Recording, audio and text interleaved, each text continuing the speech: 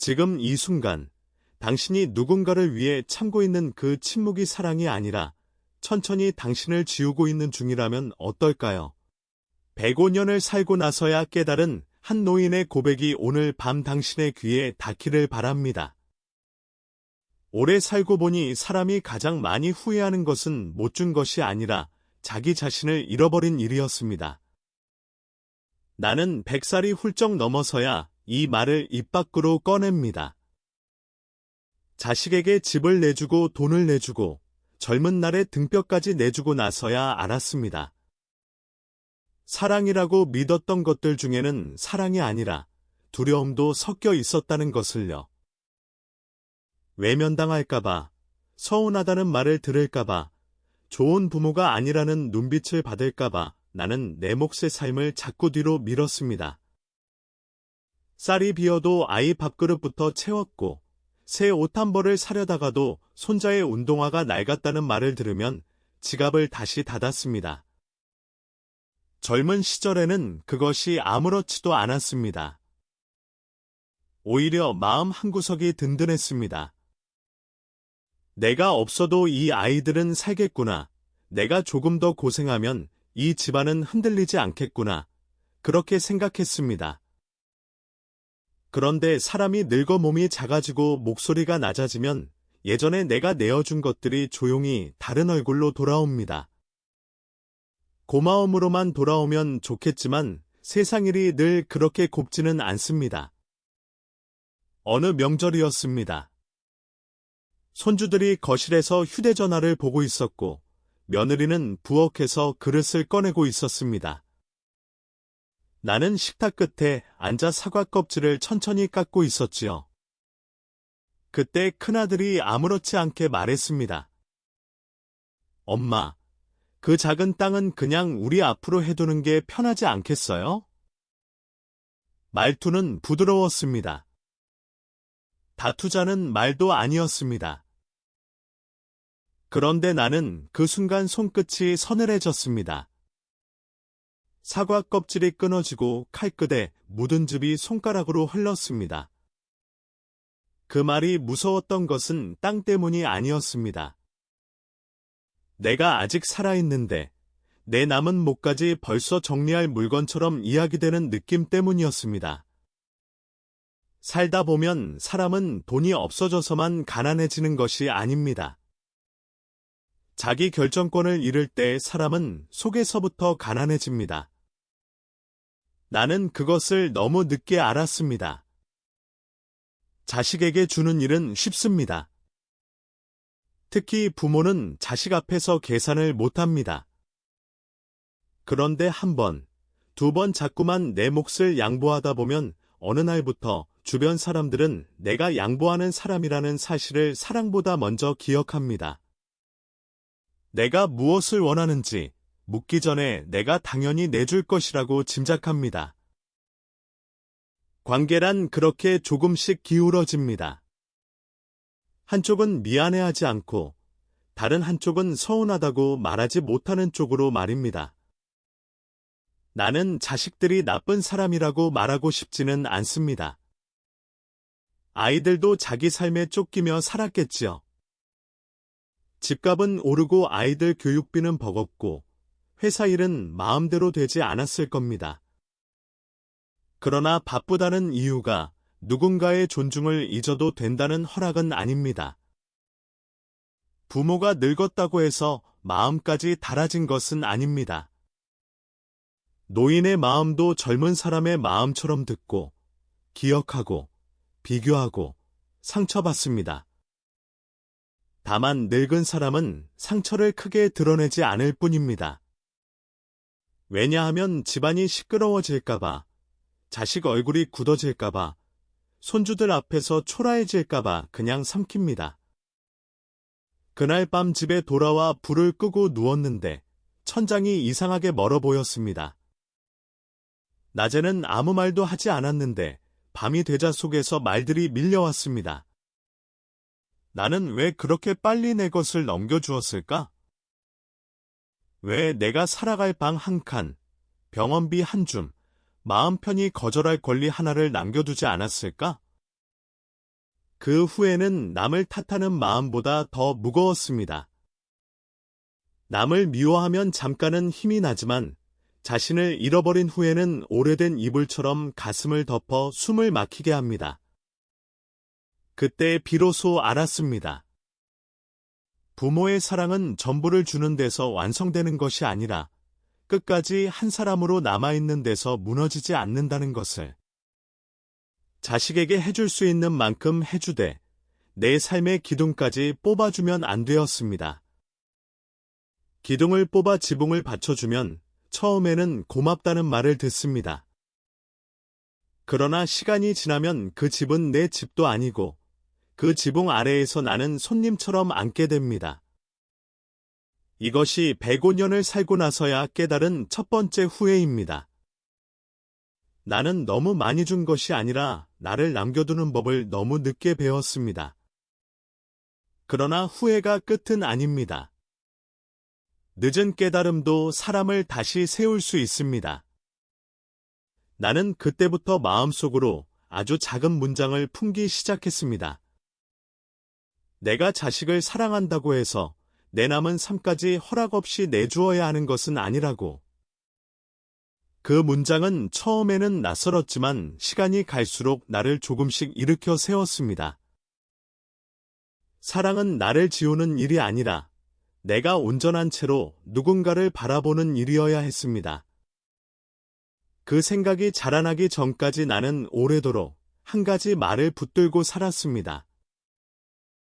부모는 자식에게 아낌없이 주어야 한다는 말, 자식이 잘 되면 부모의 고생은 모두 갚아진다는 말, 내 배가 조금 고파도 아이 배가 부르면 그것으로 충분하다는 말이었습니다. 젊은 날에는 그 말들이 나를 버티게 했습니다. 남편이 병들어 누웠을 때도, 장사가 뜻대로 되지 않아 새벽 시장 바닥에서 찬바람을 맞을 때도 나는 그 말 하나로 손을 움직였습니다. 언젠가 아이들이 반듯하게 살아주면 이 고생은 다 의미가 있을 거라고 믿었습니다. 그 믿음이 틀렸다고 말하려는 것은 아닙니다. 부모가 자식을 위해 쓰는 시간은 세상에서 가장 오래되고 깊은 사랑 중 하나입니다. 문제는 그 사랑이 어느 순간부터 내 존재를 지우는 방식으로 굳어졌다는 데 있었습니다. 나는 자식에게 무엇을 해주고 싶은지보다 해주지 않으면 어떤 말을 듣게 될지를 먼저 걱정했습니다. 명절 전에 전화가 오면 반가움보다 먼저 가슴이 철렁했습니다. 이번에는 무엇이 필요할까? 얼마를 말하려나? 거절하면 얼굴이 굳어질까? 그런 생각이 먼저 올라왔습니다. 사랑이 기쁨이 아니라 긴장이 되는 순간, 이미 관계는 조금 병들기 시작한 것입니다. 어느 해 겨울 둘째가 전화를 했습니다. 목소리는 평소보다 낮았고 말끝은 자꾸 흐려졌습니다. 아이 학원비가 밀렸다고 했습니다. 나는 마침 병원에서 무릎 주사를 맞고 돌아온 날이었습니다. 의사가 다음 달에도 치료를 이어가야 한다고 했지만 나는 서랍 속 봉투를 꺼내 오래 세어 보았습니다. 돈이 아주 많았던 것도 아닙니다. 내 약값과 난방비를 남기면 빠듯했습니다. 그런데도 나는 걱정하지 말라고 말했습니다. 전화를 끊고 나서 보일러 온도를 한 칸 낮췄습니다. 방 안이 금세 서늘해졌지만 마음속에서는 이상하게 내가 좋은 어머니라는 작은 위로가 올라왔습니다. 그 위로가 나를 속였습니다.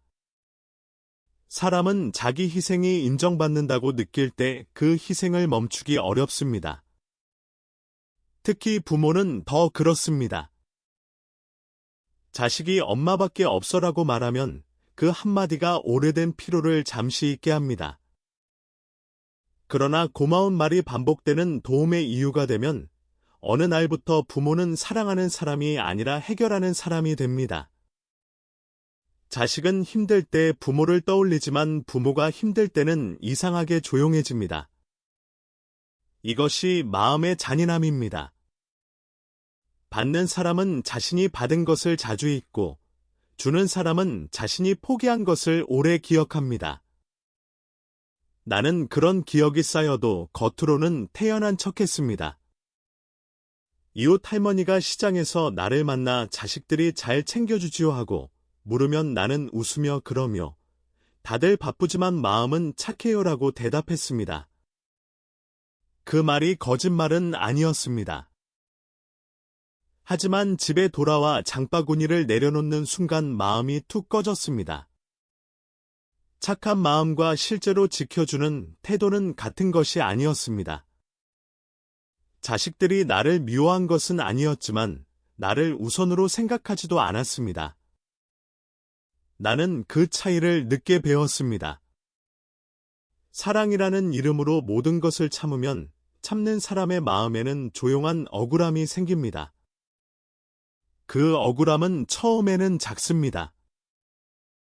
왜 전화 한 통 없을까? 왜 내 생일은 이렇게 지나갈까? 왜 돈이 필요할 때만 목소리가 다정해질까?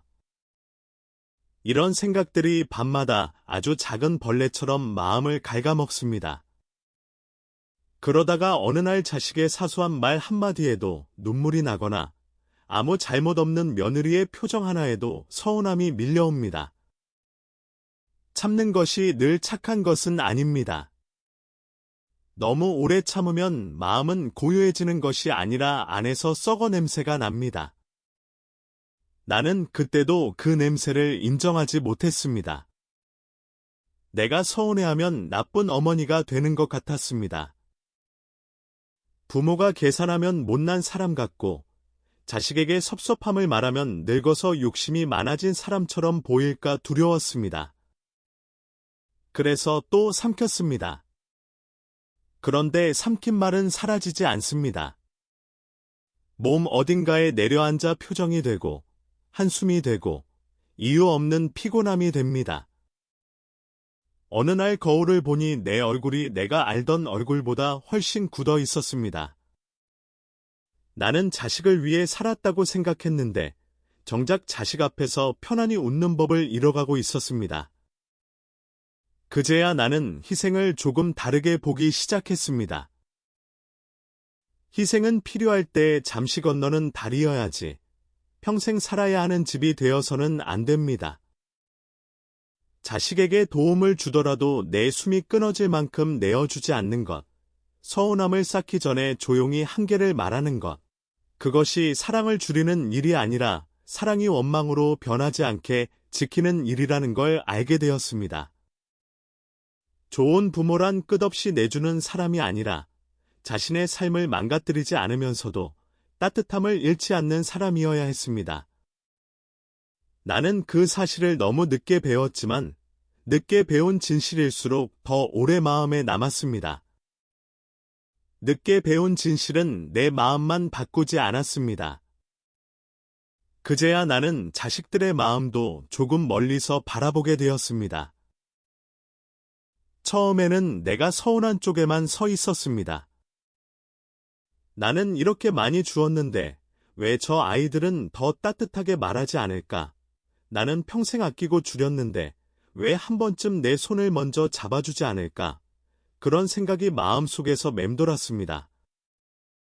그런데 시간을 두고 보니 받는 사람의 마음도 그냥 생겨난 것이 아니었습니다. 내가 길러놓은 습관이 그들의 마음속에 조용히 자리 잡은 것이었습니다. 사람은 자주 받는 것을 어느 순간부터 선물이 아니라 배경으로 여깁니다. 처음에는 고마워합니다. 두 번째도 미안해합니다. 그러나 세 번째, 네 번째가 지나고 아무 조건 없이 계속 이어지면 이상하게도 마음은 무뎌집니다. 그것이 사람의 약한 본성입니다. 계속 차려진 밥상 앞에서는 밥 짓는 손의 수고가 흐려집니다. 계속 열려있는 문 앞에서는 문을 열어둔 사람의 마음이 보이지 않습니다. 나는 자식들에게 너무 오래 열려있는 문이었습니다. 언제든 밀고 들어와도 되는 문, 필요할 때 두드리면 반드시 열리는 문이었습니다. 큰아들이 처음 사업 자금을 빌려달라고 했던 날을 기억합니다. 그는 식탁 위에 서류 몇 장을 올려놓고 오래 설명했습니다. 눈빛은 간절했고 나는 그 눈빛을 외면하지 못했습니다. 이번만 도와주면 곧 갚을게요. 그 말을 믿지 않은 것이 아닙니다. 믿고 싶었습니다. 나는 통장을 해지했고 오래 모아둔 돈을 건넸습니다. 그날 아들은 내 손을 두 손으로 잡고 고맙다고 했습니다. 그런데 몇 달 뒤 비슷한 일이 다시 생겼을 때 그의 말은 조금 달라졌습니다. 엄마가 조금만 도와주면 되잖아요. 그 조금만이라는 말이 내 가슴에 오래 남았습니다. 나에게는 큰 것이었는데 그의 입에서는 작은 것이 되어 있었습니다. 그렇다고 해서 자식이 악해졌다고 단정할 수는 없습니다. 사람은 편안함 속에서 마음을 배웁니다. 거절을 자주 만나지 않은 사람은 타인의 한계를 상상하는 능력이 약해집니다. 내가 힘들다는 말을 하지 않고 내가 가진 것을 다 내어주면서 괜찮다고 웃으면 상대는 어느 순간 정말 괜찮은 줄 압니다. 그리고 더 무서운 것은 괜찮지 않다는 말을 나중에 꺼냈을 때 오히려 낯설어 한다는 것입니다. 왜 갑자기 그러세요라는 말이 돌아옵니다. 갑자기가 아닌데도 오래 참은 사람에게만 갑자기처럼 보이는 것이 있습니다. 둘째 며느리가 어느 날 김치를 가지러 왔습니다. 나는 허리가 아파서 항아리 뚜껑을 여는 것도 힘들었지만 그래도 작은 통에 담아 주었습니다. 며느리는 어머니 김치가 제일 맛있어요라고 말했습니다. 듣기 좋은 말이었습니다. 그런데 현관문을 나서며 다음에는 조금 더 많이 담아주세요. 금방 없어져요라고 덧붙였습니다. 나는 웃으며 고개를 끄덕였지만 문이 닫힌 뒤 한참 서 있었습니다. 칭찬은 있었지만 내 허리를 걱정하는 말은 없었습니다. 그 빈자리가 이상하게 크게 느껴졌습니다. 사람 마음은 받은 양보다 받은 방식에 익숙해집니다. 쉽게 받은 것은 쉽게 다시 요구하게 됩니다. 조용히 내어준 것은 조용히 잊힙니다. 그래서 관계에서는 선의도 방법을 가져야 합니다. 아무 말 없이 주는 것이 늘 깊은 사랑은 아닙니다. 때로는 아무 말 없이 주는 일이 상대를 어린아이로 머물게 합니다. 마음도 연습해야 자라고 책임도 마주해야 생깁니다. 부모가 모든 불편을 대신 치워주면 자식은 잠시 편해지지만 마음의 근육은 자라지 않습니다. 이 사실을 깨달았을 때 나는 마음이 몹시 아팠습니다. 내가 자식을 망쳤다는 식으로 자신을 몰아붙이고 싶지는 않았지만 내가 그들에게 당연함을 가르친 것은 분명했습니다. 사랑한다는 이유로 기다리게 하지 않았고 미안해하게 하지 않았고 스스로 해결할 시간을 주지 않았습니다. 자식이 넘어질까봐 늘 먼저 손을 내밀었는데 돌아보니 그 손 때문에 아이들은 자기 발밑을 자세히 보는 법을 덜 배웠습니다. 부모의 지나친 보호는 때로 자식의 감사하는 마음을 약하게 만듭니다. 이것은 쓰짓은 진실이지만 오래 살아본 사람이 피하기 어려운 현실입니다. 그 후로 나는 작은 것부터 다르게 해보려 했습니다. 전화가 와도 바로 해주마라고 말하지 않았습니다. 먼저 물었습니다. 너는 어떻게 해보려고 했니? 처음에는 그 말이 내 입에도 어색했습니다. 자식들도 잠시 조용해졌습니다. 그러나 그 침묵을 견디는 일이 필요했습니다. 관계가 새로워지려면 한쪽이 늘 해오던 역할을 멈추는 순간이 있어야 합니다. 나는 해결사로 불리기보다 어머니로 남고 싶었습니다. 자식들이 나를 필요할 때 꺼내 쓰는 오래된 지갑처럼 대하지 않기를 바랐습니다. 그러려면 내가 먼저 지갑처럼 열려있던 마음을 조금 닫아야 했습니다. 닫는다는 것은 미워한다는 뜻이 아니었습니다. 그것은 문의 손잡이를 다는 일이었습니다. 들어오고 나갈 때 예의가 필요하다는 것을 알려주는 일이었습니다. 나는 아직도 자식들을 사랑했습니다. 그러나 사랑한다는 이유만으로 그들의 당연함을 계속 키워주고 싶지는 않았습니다. 사람이 사람을 존중하려면 서로의 한계를 알아야 합니다. 나는 그 한계를 늦게 세우기 시작했지만 그 늦은 시작이 내 남은 마음을 조금씩 살려냈습니다. 그 늦은 시작은 처음부터 조용하지 않았습니다. 오래 열려있던 문에 손잡이를 달면 가장 먼저 불편해하는 사람은 그 문을 마음대로 드나들던 사람입니다. 나는 그 사실을 머리로는 알았지만 막상 자식들의 얼굴이 굳어지는 것을 보니 마음이 흔들렸습니다. 평생 해오던 대로 다시 웃으며 알았다. 내가 해볼게라고 말하고 싶었습니다. 늙은 마음에도 버릇이 있습니다. 서운한 눈빛을 보는 것보다 내 것을 내어주는 쪽이 더 익숙했던 것입니다. 하지만 그 익숙함이 나를 얼마나 가볍게 만들었는지도 이미 보았습니다. 어느 날 가족들이 모인 자리에서 작은 아들이 내 병원 이야기를 듣다가 무심히 말했습니다. 엄마는 원래 잘 참잖아요. 그 말이 칼처럼 날카롭지는 않았습니다. 오히려 평범했습니다. 그래서 더 아팠습니다. 내 고통이 가족 안에서 대단한 일이 아니라 늘 있던 성격처럼 취급되고 있다는 것을 그 한마디가 알려주었습니다. 사람은 자주 참으면 강한 사람으로 보이는 것이 아니라 덜 챙겨도 되는 사람으로 보이기도 합니다. 나는 그날 밥을 먹다가 숟가락을 잠시 내려놓았습니다. 아무도 크게 눈치채지 못했습니다. 손주들은 웃으며 반찬을 집었고 며느리는 국이 식었다며 냄비를 다시 데우러 갔습니다. 그 순간 내 자리가 식탁 한가운데가 아니라 가장자리라는 생각이 들었습니다. 내가 마련해준 집, 내가 보태준 살림, 내가 돌봐준 아이들 안에서 나는 점점 손님처럼 앉아 있었습니다. 말은 적어지고 의견은 쉽게 지나갔고 부탁은 자주 왔지만 안부는 드물었습니다. 이것이 내 몫을 모두 내준 뒤 찾아온 가장 쓸쓸한 대가였습니다. 존중은 큰 사건으로만 사라지지 않습니다. 아주 작은 생략으로 사라집니다. 묻지 않는 것, 기다리지 않는 것, 결정해 놓고 통보하는 것, 내 기분보다 자기 편의를 먼저 놓는 것, 처음에는 별일 아닌 듯 보입니다. 그러나 그런 생략이 쌓이면 한 사람의 자리는 서서히 낮아집니다.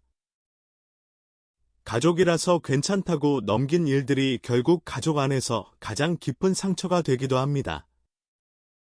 남에게 들으면 화낼 말도 자식에게 들으면 삼키게 되니 그 삼킨 말들이 내 안에서 나를 깎아내렸습니다. 한 번은 큰며느리가 집 정리를 도와준다며 내 오래된 장롱을 열었습니다. 낡은 한복과 아버지 사진, 젊은 날 받은 편지들이 들어 있었습니다. 며느리는 아무렇지 않게 말했습니다. 어머니, 이런 건 이제 버려도 되지 않아요? 나는 순간 대답을 못했습니다.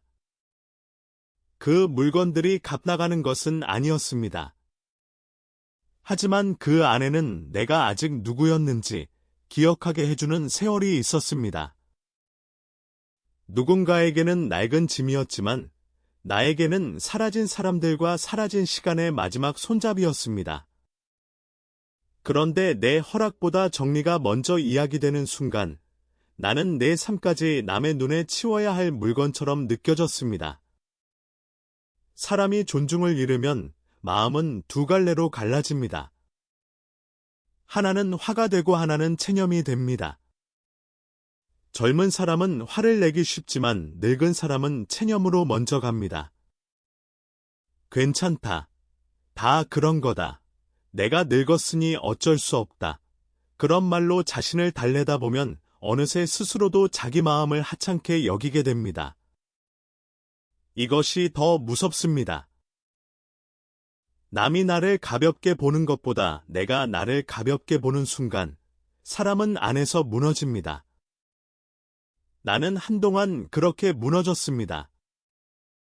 전화벨이 울려도 반갑기보다 겁이 났고 가족 모임 날짜가 잡히면 기쁘기보다 피곤했습니다. 혹시 또 돈 이야기가 나올까?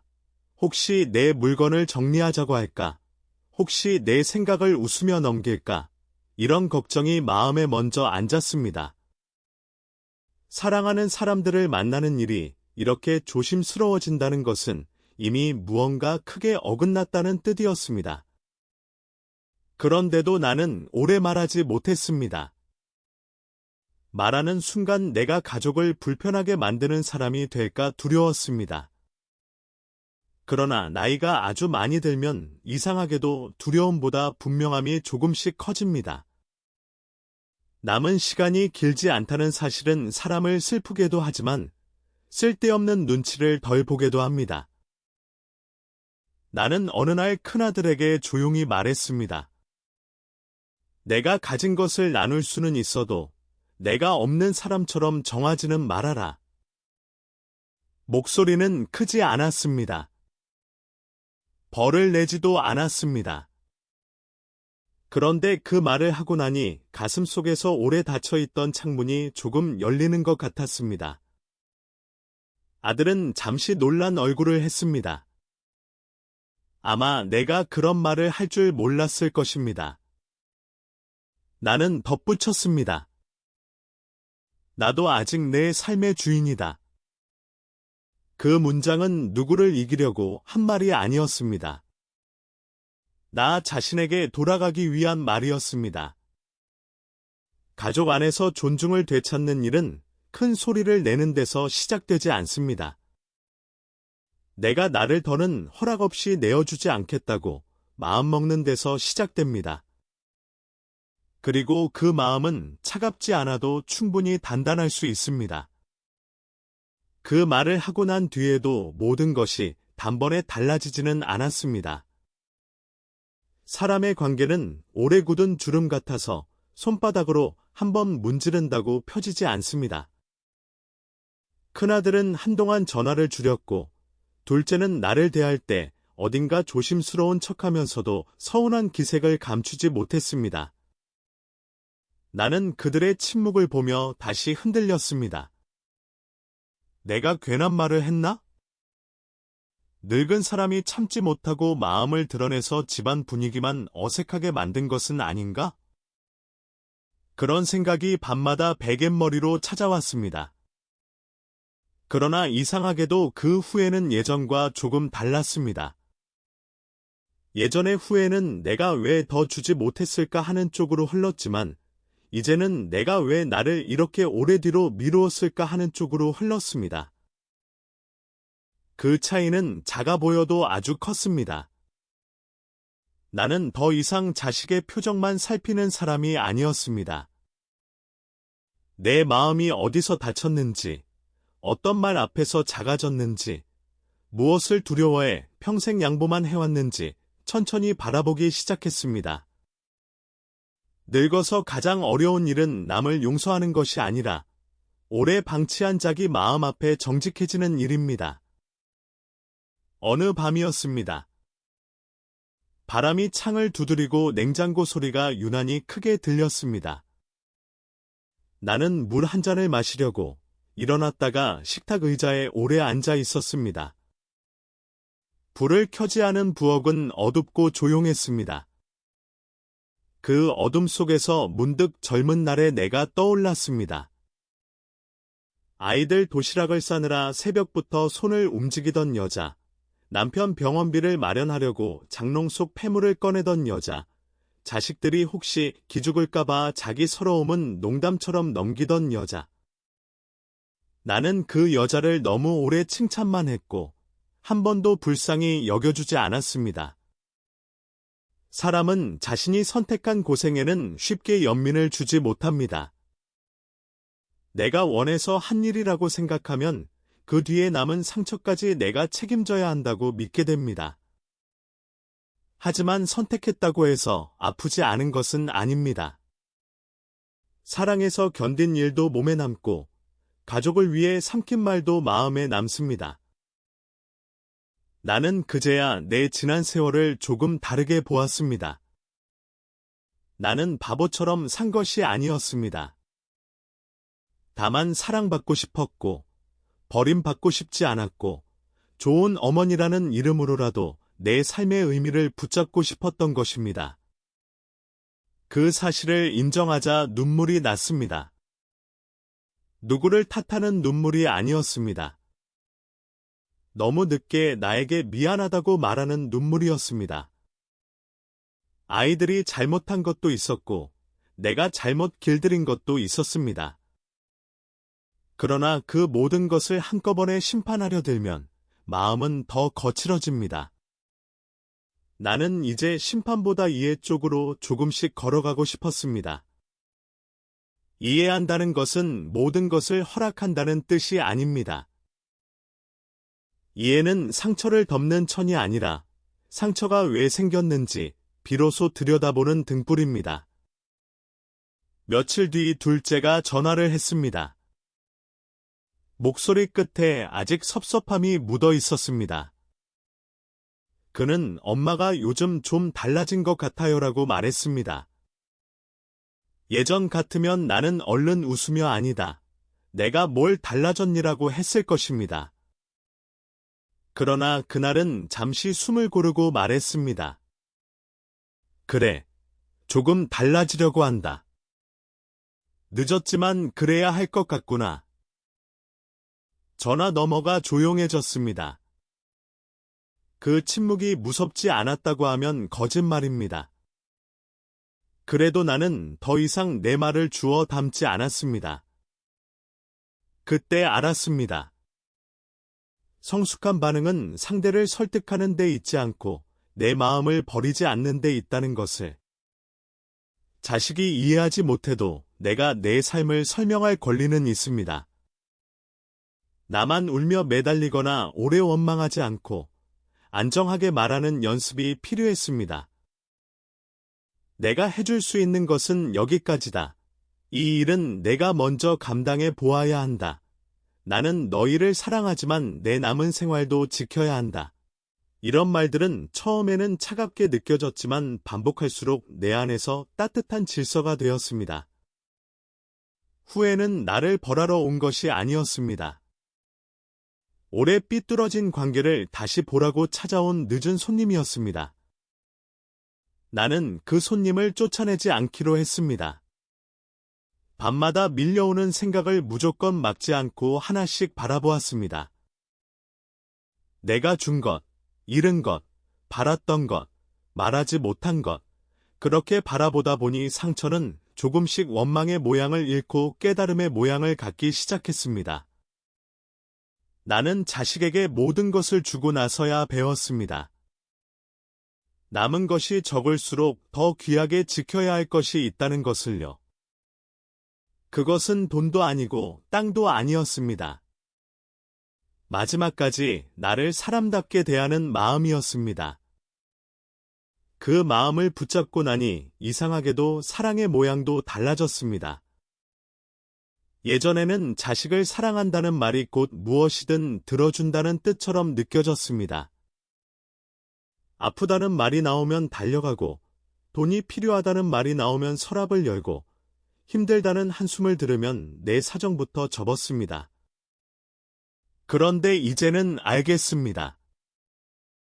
사랑은 상대의 짐을 모두 대신 짊어지는 일이 아니라 상대가 자기 짐을 감당할 수 있도록 곁에 서 있는 일이기도 합니다. 이 생각은 처음에는 내 마음을 불편하게 했습니다. 부모가 어떻게 자식의 어려움을 보고 가만히 있을 수 있느냐는 오래된 목소리가 속에서 올라왔습니다. 그러나 가만히 있는 것과 외면하는 것은 다릅니다. 내가 해줄 수 있는 일과 해주면 안 되는 일을 구분하는 것. 그것이 늙어서야 배운 마지막 사랑의 기술이었습니다. 자식이 넘어질 때마다 바닥에 먼저 엎드려 충격을 대신받으면 부모의 몸은 망가지고 자식은 자기 발을 조심하는 법을 배우지 못합니다. 사람은 아프게 부딪히면서 비로소 자기 삶의 무게를 압니다.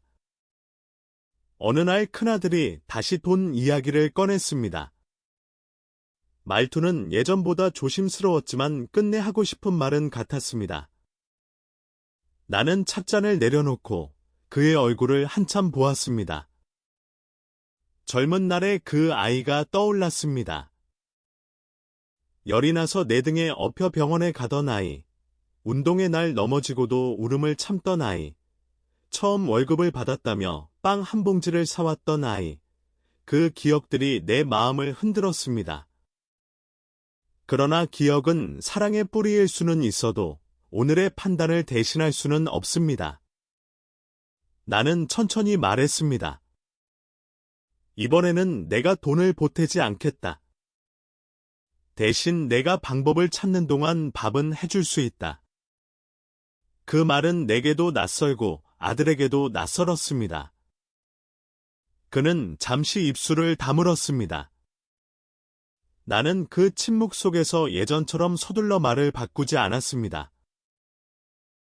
그저 찻잔 내 김이 사라지는 것을 보았습니다. 사람 사이에는 때때로 김이 식을 만큼의 시간이 필요합니다.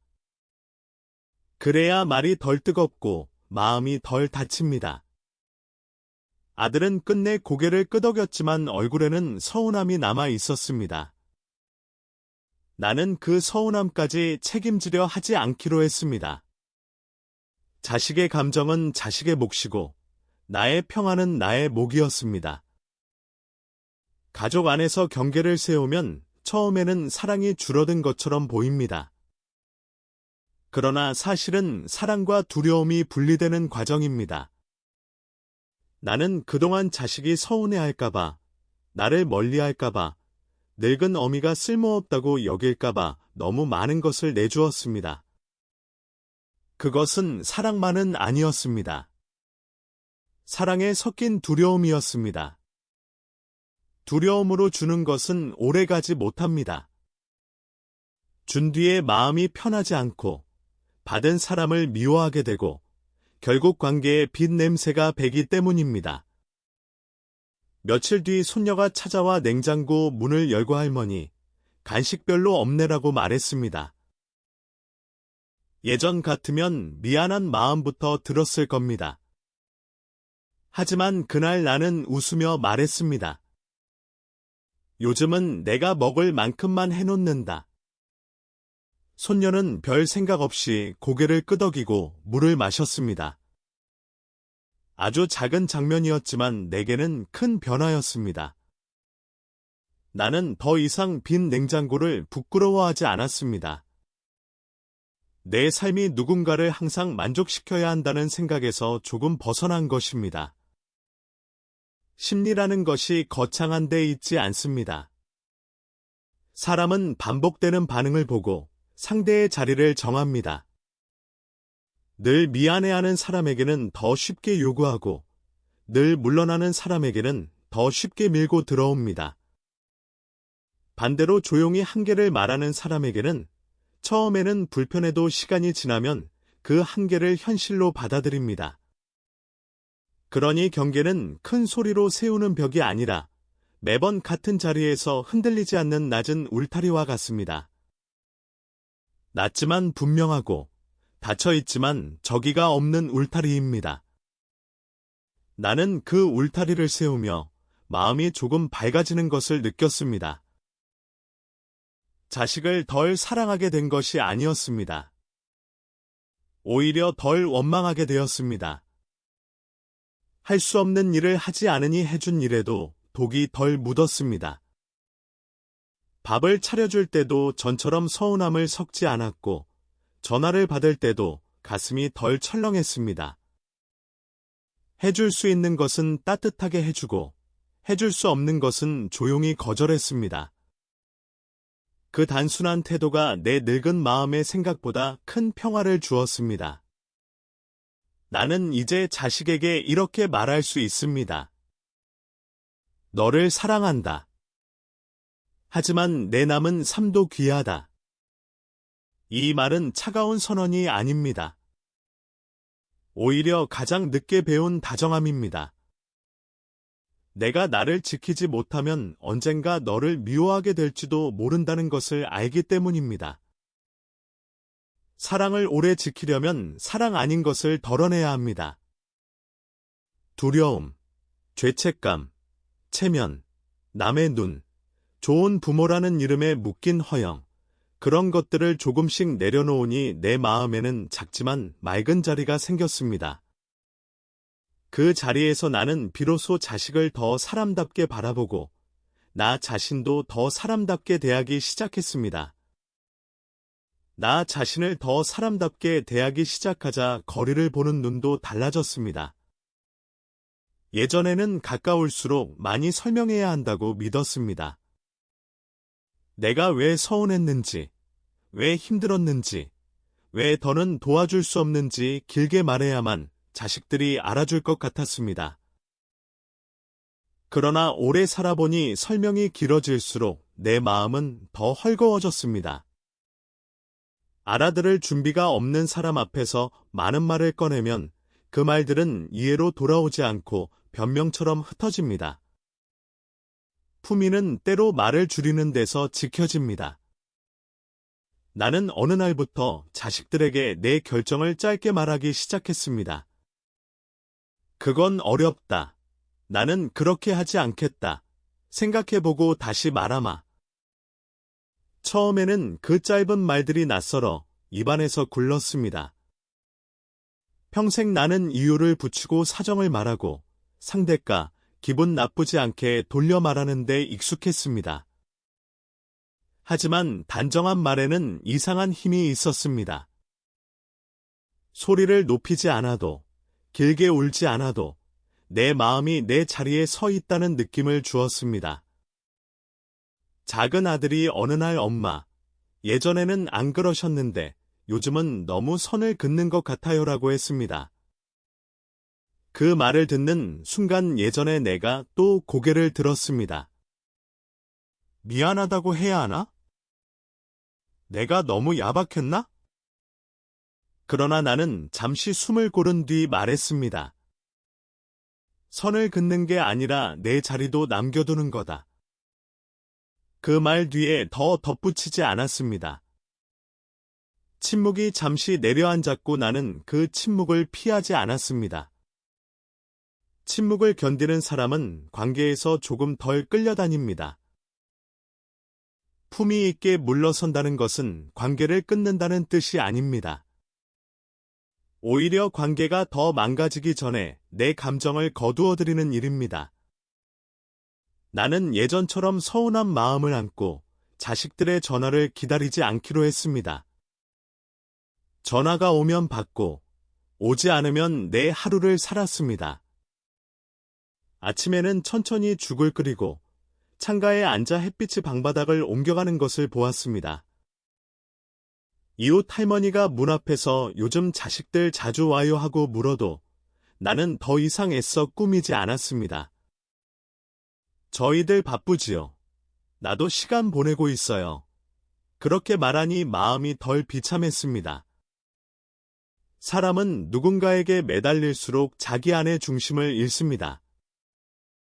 특히 가족에게 인정받고 싶은 마음은 늙어서도 사라지지 않습니다. 오히려 몸이 약해질수록 더 간절해집니다. 그러나 인정은 구하는 순간 값이 떨어집니다. 자식이 나를 존중해 주기를 바란다면 내가 먼저 나를 존중하는 태도를 보여야 했습니다.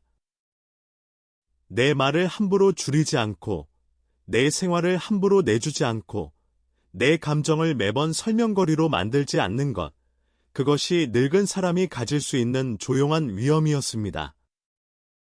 한 번은 가족 모임 날짜를 정하면서 모두 내 일정은 묻지 않은 채 주말 저녁으로 결정했습니다. 예전 같으면 몸이 아파도 맞췄을 겁니다. 이번에는 말했습니다. 그날은 내가 병원 다녀와 쉬어야 하니 어렵다. 다른 날이 되면 보자. 큰며느리가 잠시 당황한 듯했지만 나는 미안하다는 말을 덧붙이지 않았습니다. 내 몸을 쉬게 하는 일이 사과할 일은 아니었습니다. 그날 저녁 나는 혼자 따뜻한 물에 발을 담그고 앉아 있었습니다. 이상하게도 외롭지 않았습니다. 오히려 내 편을 처음 들어준 사람처럼 마음이 잔잔했습니다. 진실은 단순합니다. 내가 나를 계속 뒤로 미루면 남들도 나를 뒤로 미루기 쉬워집니다. 반대로 내가 내 자리를 조용히 지키면 모두가 좋아하지는 않아도 함부로 넘지는 못합니다. 물론 처음부터 박수를 받지는 않습니다. 가까운 사람들은 변한 나를 불편해할 수 있습니다. 그러나 그 불편함을 두려워해 다시 예전으로 돌아가면 남는 것은 똑같은 서운함뿐입니다. 존중은 한 번의 선언으로 생기지 않고 반복되는 태도로 자리 잡습니다. 나는 이제 덜 설명하고 더 천천히 대답합니다. 마음이 흔들릴 때는 바로 허락하지 않고 하루를 넘깁니다. 자식이 서운해하면 그 감정을 모두 내 품에 안지 않습니다. 다만 차갑게 밀어내지도 않습니다. 내 마음은 알겠다. 하지만 내 결정은 그렇다. 이 한 문장이 내게 많은 밤을 돌려주었습니다. 예전에는 누군가의 표정이 굳으면 내 밤이 무너졌지만 이제는 내 밤을 지키는 법을 조금 압니다. 그렇게 물러서는 법을 배우니 이상하게도 사랑이 더 조용해졌습니다. 전처럼 들끓지 않고, 전처럼 억울하지 않고, 전처럼 계산하지 않았습니다. 나는 자식들을 멀리 보내려는 것이 아니라 서로 사람으로 다시 만나고 싶었습니다. 부모와 자식이라는 이름이 너무 크면 그 안에서 한 사람의 마음은 쉽게 지워집니다. 나는 이제 이름보다 태도를 믿기로 했습니다. 덜 붙잡고, 덜 원망하고, 덜 설명하되, 필요한 순간에는 분명히 말하는 태도, 그것이 내가 늦게 배운 품이 있는 거리였습니다. 그 품이 있는 거리를 배우고 나서야 나는 비로소 남은 생이벌이 아니라 선물일 수도 있다는 생각을 했습니다.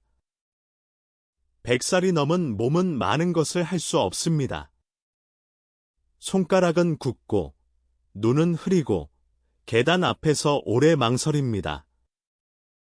그러나 마음은 몸보다 늦게 늙는 법이라 아주 늦은 나이에도 새로 배울 것이 남아 있었습니다. 나는 더 이상 자식에게 모든 것을 주고 빈손으로 앉아있는 노인이 되고 싶지 않았습니다. 빈손이어도 좋으니 그 손이 내 손이라는 사실만은 잃고 싶지 않았습니다. 아침이면 창문을 조금 열고 바깥 공기를 들였습니다. 예전 같으면 자식들 걱정으로 하루를 시작했을 겁니다. 큰아들은 사업이 괜찮은지, 둘째는 아이들 문제로 힘들지 않은지, 며느리들은 나를 어떻게 생각하는지. 그런데 이제는 먼저 내 몸을 물었습니다. 오늘 무릎은 덜 아픈지, 죽은 조금 묽게 끓일지, 햇빛이 드는 시간에 잠깐 앉아 있을지. 이런 작은 질문들이 내 삶을 다시 내 쪽으로 돌려놓았습니다. 사람은 거창한 결심보다 매일 아침 자신에게 묻는 작은 질문으로 달라집니다. 자식들과의 관계도 조금씩 다른 모양을 갖기 시작했습니다. 예전처럼 자주 오지는 않았지만 올 때마다 나는 더 침착했습니다. 무엇을 해줄까 먼저 찾지 않았고 무슨 말을 들어야 하나 미리 겁먹지도 않았습니다. 큰아들이 집에 와서 엄마, 요즘 얼굴이 좀 편해 보이네요라고 말한 적이 있습니다. 나는 웃으며 내 걱정을 조금 덜하기로 했다고 대답했습니다. 그는 어색하게 웃었지만 그 말 속에 담긴 뜻을 조금은 알아들은 듯했습니다. 내가 자식 걱정을 덜한다고 해서 사랑이 사라진 것은 아니었습니다. 사랑에서 집착과 두려움을 조금 덜어낸 것뿐이었습니다. 사람 마음은 이상해서 붙잡을수록 멀어지는 것도 있고 내려놓을 때 제자리를 찾는 것도 있습니다. 나는 자식들을 붙잡지 않으니 오히려 덜 미워하게 되었습니다.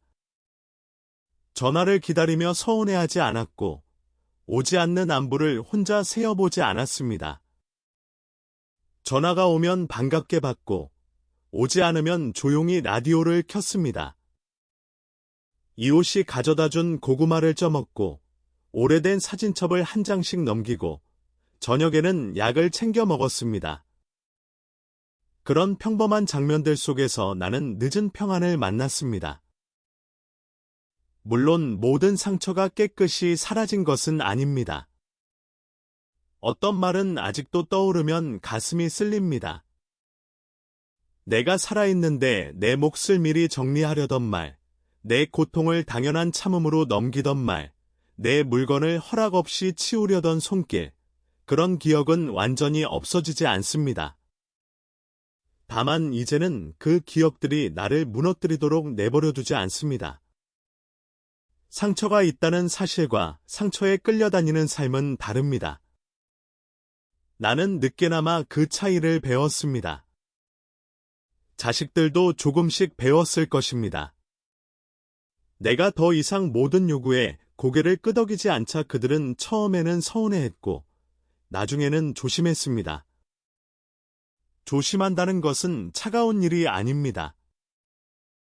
어떤 관계 안에서 조심성이 생긴다는 것은 상대를 다시 사람으로 보기 시작했다는 뜻이기도 합니다. 존중은 늘 뜨거운 애정의 얼굴로 오지 않습니다. 때로는 말하기 전에 한번 멈추는 태도, 부탁하기 전에 상대 형편을 묻는 습관, 결정하기 전에 허락을 구하는 조용한 예의로 옵니다. 나는 이제 자식에게 모든 것을 주고 후회만 남은 사람으로 끝나고 싶지 않습니다. 나의 후회는 늦었지만 그 후회가 나를 조금 더 맑게 만들었습니다. 내가 가진 것을 지키는 일은 인색함이 아니었습니다. 내 시간을 지키는 일은 외로움이 아니었습니다. 내 마음을 설명하지 않고도 존중받기를 바라는 일은 욕심이 아니었습니다. 늙은 사람에게도 삶의 가장자리가 아니라 중심이 필요합니다. 그 중심이 있어야 자식도 가족도 남은 날들도 나를 함부로 밀어내지 못합니다. 이제 나는 압니다. 부모의 마지막 사랑은 전부를 내주는 것이 아니라 마지막까지 자신을 잃지 않는 것입니다. 자식이 나를 기억할 때 돈을 준 사람으로만 기억하지 않기를 바랍니다. 언제나 참아준 사람으로만 기억하지도 않기를 바랍니다. 늦게라도 자기 자리를 되찾고 원망 대신 품위를 택하고 차갑지 않은 경계 안에서 끝까지 사람답게 살려 했던 어머니로 기억해 주기를 바랍니다. 그리고 혹시 기억하지 못한다 해도 괜찮습니다. 이제 나는 내가 압니다. 그것으로도 남은 밤은 충분히 조용해질 수 있습니다. 살고 보니 사랑은 많이 준 양으로만 남지 않았습니다. 사랑은 내가 무너진 뒤에도 상대가 편하면 된다고 믿는 일이 아니었습니다. 자식을 위해 애쓴 세월은 헛되지 않았지만 그 세월 속에서 나를 너무 오래 잊은 것은 분명한 후회로 남았습니다. 부모라는 이름은 따뜻하지만 때로는 무겁습니다. 그 이름 때문에 우리는 아픈 줄도 모르고 참고 서운한 줄도 모르고 웃고 두려운 줄도 모르고 내어줍니다. 그러다 어느 날 알게 됩니다.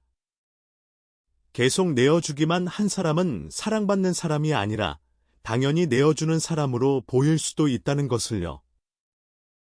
그래도 이 이야기는 원망으로 끝나지 않습니다. 늦게라도 마음을 돌려 세우면 됩니다. 자식을 덜 사랑하라는 뜻이 아닙니다. 사랑에 섞인 두려움과 죄책감을 조금 덜어내라는 뜻입니다.